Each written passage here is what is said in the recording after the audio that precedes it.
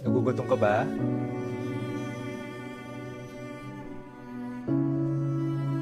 Opo, Sa susunod, huwag kang kuha ng walang paalam. Pwede kang makiusap at magtanong. Sige, kumain ka at mag-uwi ka ng tinapay.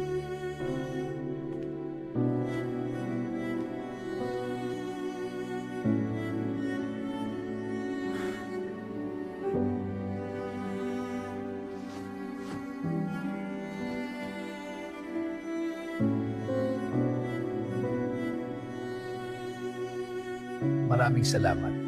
Bakit mo ito ginagawa? Hindi ako makakarating sa kinalalagyan ko kung hindi nyo minulat ang mga mata ko dahil sa kabutihan nyo sa akin.